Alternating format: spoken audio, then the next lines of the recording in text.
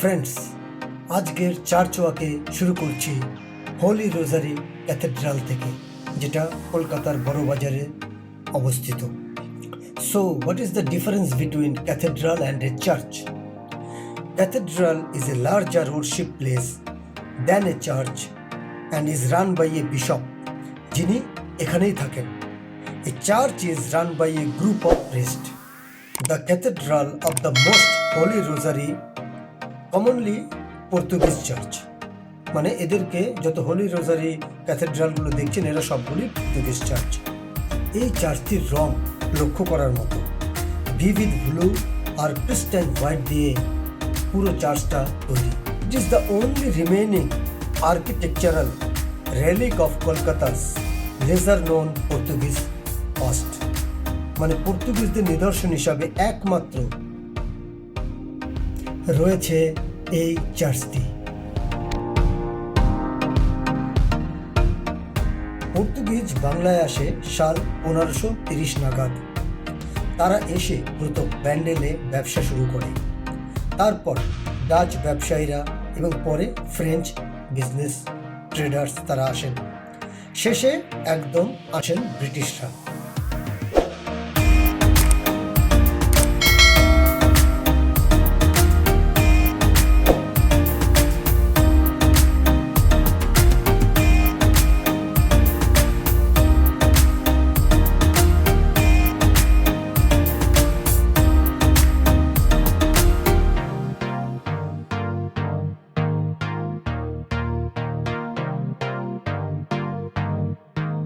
ব্রিটিশের আন্ডারে যখন কলকাতা ছিল, at the end of the 17th century, Portuguese বংশধরেরা মেনলি অফ ইউরেশিয়ান হেরিটেজ, তারা এই সিটিতে মাইগ্রেট করতে শুরু করে এবং তাদের লোকসংখ্যা যখন ধীরে ধীরে বাড়তে থাকলো, in the mid 18th century they constructed a chapel and was attended by Augustinian priest in 1799. The chapel was replaced by the church, which is used today as the cathedral. এটাকে কেউ কেউ মুরগিঘাটা চার্চও বলে থাকে। এই চার্চের এক্সটেরিয়ার সত্যি দেখবার মতো। কিছু ইম্পর্টেন্ট তথ্য: এর আর্কিটেক্ট ছিলেন জেমস ড্রাইভার। গ্রাউন্ড ব্রেক করা হয় 1797-এ এবং চার্চটা কমপ্লিট হয় 27th November in the year 1799। Total construction cost ছিল তখনকার দিনে ₹90,000। এর টাওয়ার হচ্ছে দুটো, ডেনোমিনেশন হচ্ছে Roman Catholic.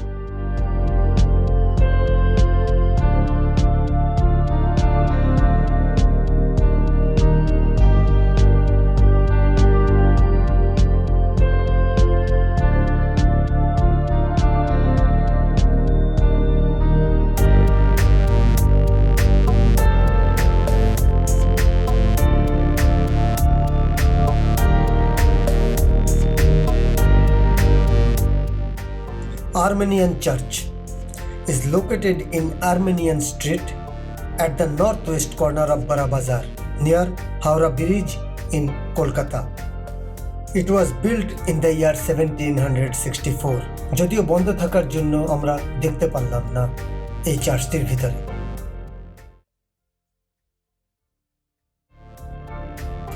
During of first Christian centuries, Jewish Christian used houses of worship known in academic literature as synagogue church.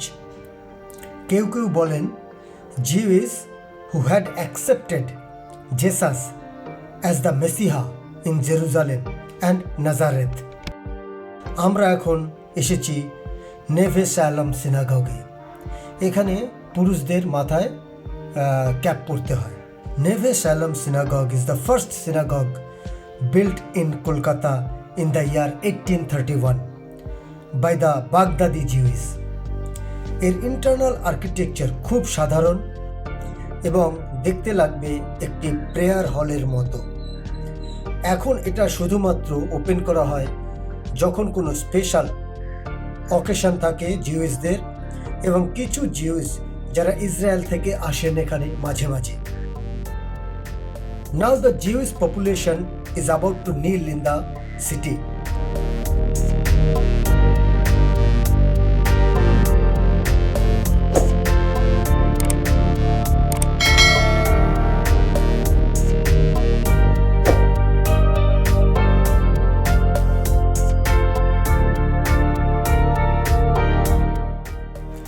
এই সিনাগগে এখন রেনোভেশনের কাজ চলছে এবং ফার্স্ট ফ্লোরে উঠতে গেলে দেখছি আমরা সেখানে রিপেয়ারিংও চলছে।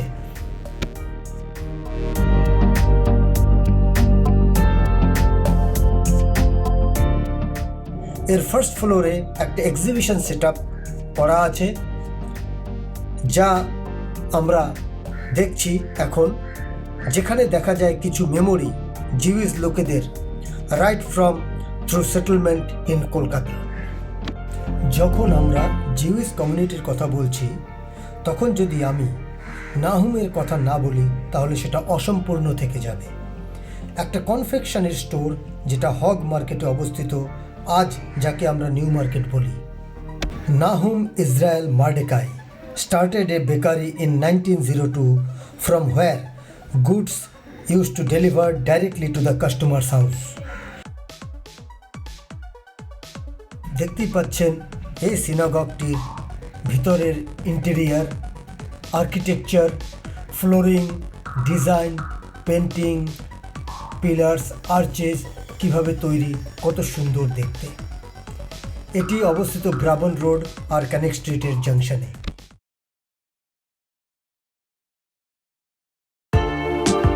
ম্যাগেন ডেভিড সিনাগগ, নেভে শালম সিনাগগ যেটা আগে দেখলাম, এটা তারই একটা পার্ট নিয়ে, মানে যে জায়গাটায় নেভে শালম সিনাগগটা আমরা দেখলাম, তা সেই জায়গারই একটা অংশ নিয়ে এই সিনাগগটা তৈরি করা হয়। ম্যাগেন David synagogue is the third one to build in the city to accommodate expanding Jewish community. তারা মোস্টলি বাগদাদি জিউইশ। দ্বিতীয় সিনাগগটি হলো বেথেল সিনাগগ, যেটা এই প্রথম সিনাগগ নেভে শালামেরই একটা পোর্শন নিয়ে নির্মিত। এখানকার পিলার্স অ্যান্ড আর্চেস দর্শনীয়। এই চার্চের ভিতরে ভিডিওগ্রাফি বারণ বলে পুরো ভিডিও দেখাতে পারবো না, কিছু ছবি আপনাদের সামনে তুলে ধরছি। Just see the inside of the decoration of this synagogue. It is wonderful, beautiful. না দেখলে বিশ্বাসই করা যায় না। আপনাদের সামনে কিছু ছবি তুলে ধরছি, ছবি দেখলেই বুঝতে পারবেন ভিতরের ইন্টেরিয়ার আর ডিজাইন।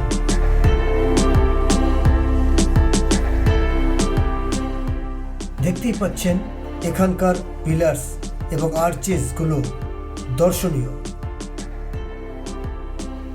এই চার্চের আর্কিটেকচারাল এক্সট্রাভাগান্সা।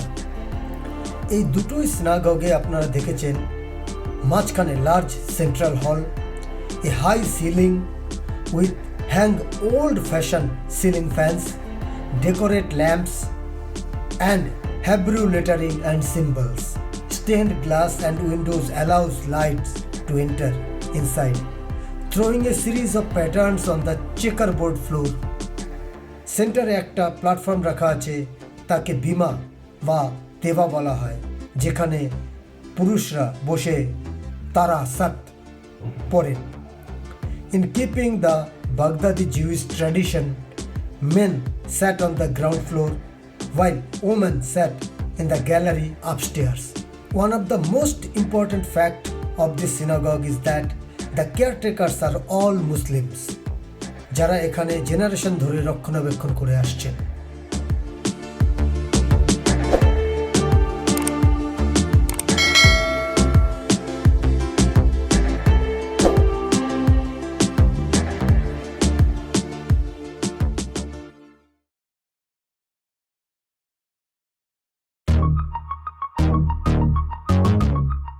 বেথেল সিনাগগ তৈরি হয় 1856 সালে, আর এটাকে বলা হয় house of god.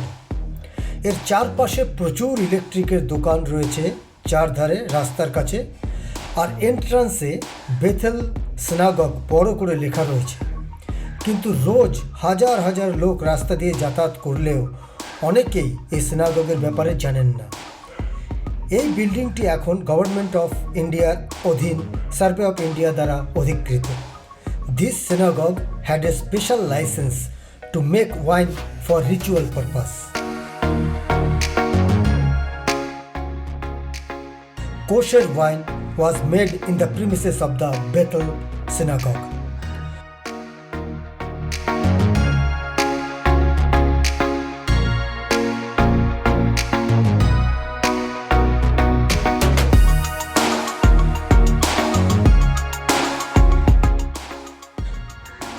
The residue of the wine made into vinegar, which was also sold to Jewish community.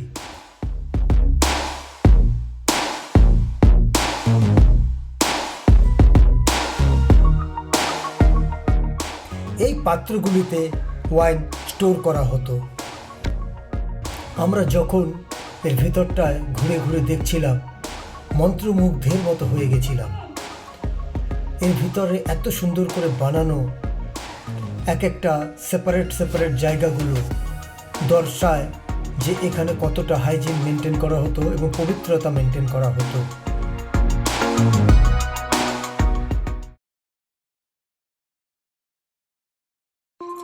আমরা এখন যাচ্ছি এজরা স্ট্রিটে ইলেকট্রিক্যাল দোকানের মধ্যে দিয়ে আগিয়ারি ফায়ার টেম্পল দেখতে। এখন এটা ভগ্নপ্রায়। The Parsis arrived India well before the birth of Christ and settled in the west coast of India. 200 বছর আগে পার্সিরা প্রথম সেটেল হয় কলকাতায়। এখানে নন পার্সিদের প্রবেশ বারণ। এই পার্সিরা ফায়ার ওরশিপার, তারা আগুন অগ্নি দেবতাকে পুজো করতেন। কিন্তু ফার্স্ট উইক অফ ডিসেম্বর 2010 এই টেম্পল রিপেয়ার করা হয় আর হোলি ফায়ার রিমুভ করা হয় এর অল্টার থেকে। তারপর থেকে নন পার্সিদের অ্যালাউ করা হয়। কিন্তু বর্তমানে এটার যা অবস্থা খুবই খারাপ, যদিও এটা rated as A grade 1 heritage building in Kolkata municipal corporation. যেমন এই হেরিটেজ বিল্ডিংটির ভিতরকার অবস্থা, তেমনি বাইরে থেকে একে দেখাই যায় না বললেই চলে। এজরা স্ট্রিট আশেপাশে থেকেও আপনারা কেউ দেখে বুঝতে পারবেন না যেখানে একটা এত সুন্দর পুরনো হেরিটেজ বিল্ডিং রয়েছে যেটা গ্রেড 1 হিসাবে লিস্টেড।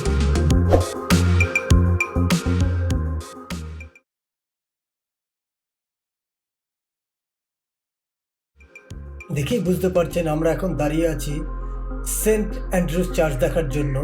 জায়গাটা নিশ্চয়ই আপনাদের সবার চেনা, বিবিধি bug, Dalhousie area.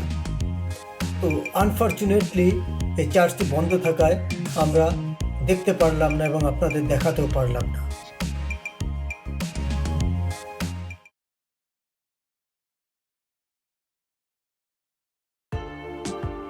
Old mission church, RN Mukherjee road, Kolkata. এটা প্রতিষ্ঠা করেন সুইডিশ লুথেরান মিশনারি জোহান জুখারিয়া Kiernander. The mission church was founded in the year 1770 and এটাই সবথেকে পুরনো Protestant church in Calcutta. The second oldest one is the Armenian church. আমাদের দুর্ভাগ্য এই চার্চটিকেও বন্ধ রাখা হয়েছে, ভেতরে রেনোভেশনের কাজ চলছে বলে। সো আমরা বাইরে থেকে যেটুকু দেখতে পেলাম সেটুকুই তুলে ধরছি। এটা সেই চার্চ যেটা বিখ্যাত এই কারণে, কবি Madhusudan Dutta was baptized and came to be known as Michael Madhusudan Dutta here. এখানেই সেই বিখ্যাত ওয়েল্যান্ড গোল্ডস্মিথ স্কুলের জুনিয়র সেকশন আজও এখানেই অবস্থিত। ফ্রেন্ডস, ভিডিওটি কেমন লাগলো অবশ্যই জানাবেন এবং কমেন্ট করুন যাতে আপনাদের ফিডব্যাক অনুযায়ী আমি আরও ভিডিওগুলো সুন্দর করে বানাতে পারি। চ্যানেলটিকে সাবস্ক্রাইব করে সাথে থাকুন। ধন্যবাদ।